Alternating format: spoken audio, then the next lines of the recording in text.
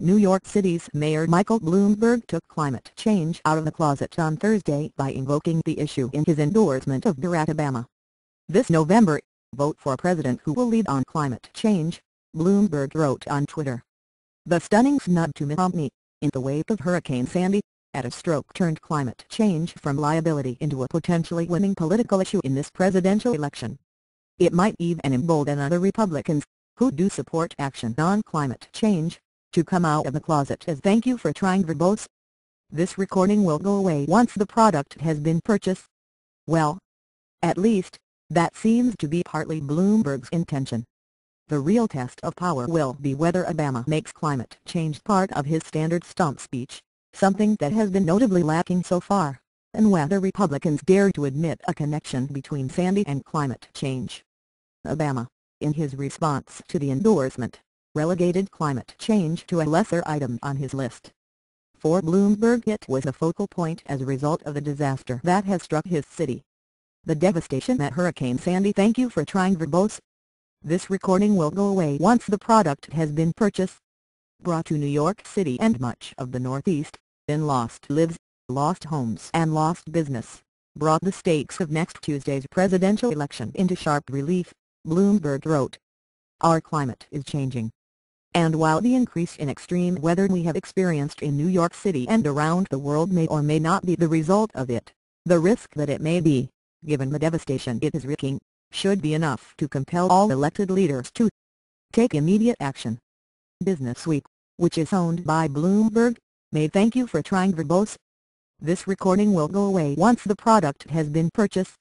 The point even more trenchantly with a cover reading, it's global warming, stupid. But Bloomberg made a point of rebuking Romney for abandoning his own record on climate change, as governor of Massachusetts, in an effort to win over conservative Republicans. The New York mayor also praises Obama for his efforts on climate change in the White House. Over the past 4 years, President Barack Obama has taken major steps to reduce our carbon consumption, including setting higher fuel efficiency standards for cars and trucks, Bloomberg said. The mayor went on to thank you for trying verbose. This recording will go away once the product has been purchased. Invoke the administration's moves to clean up coal-fired power plants, which have been vigorously opposed by Republicans, before citing his own efforts on climate change. Then comes the swipe at the Republican contender. Mitt Romney, too, has a history of tackling climate change. He couldn't have been more right. But since then, he has reversed course. In the aftermath of Sandy, the number of Democrats including Bill Clinton, Al Gore, and New York's Governor Andrew Cuomo have begun talking publicly about climate change. The mention comes after and thank you for trying verbose. This recording will go away once the product has been purchased. Election season in which climate change has been strangely absent, to the frustration of campaigners and the bewilderment of European observers. For Obama, the silence was strategic. The White House saw climate change as a vulnerability for Obama. Mitt Romney's most prominent mention of climate change was as a laugh line in his convention speech, an attempt to win over conservative Republicans.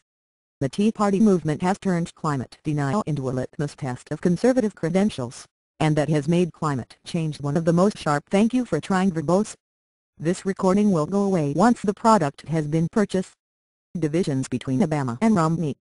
But even Republicans who accept climate science are opposed to the kind of sweeping economic transformation required to prevent the most catastrophic effects of global warming. George Pataki, the former governor of New York, argued it was the Democrats' focus on big solutions to climate change had set Republicans on edge. Part of it is a reaction to the strident key of some of the activists who really are looking to expand government power, he said. He said Obama's policies on climate change amounted to a massive thank you for trying verbose. This recording will go away once the product has been purchased. Power grab. This president and his administration supported the Waxman-Markey bill that was horribly flawed, one more aimed at expanding government control over industry, generated government revenue, and extending favors to friends than at dealing with climate change.